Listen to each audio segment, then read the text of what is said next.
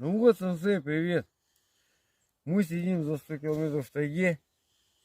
И у нас вот такая жрачка, которую позоришь постоянно, блядь. Вот такая вот смотри, килька вот эта открытая. Нормальная килька, кстати, вкусная.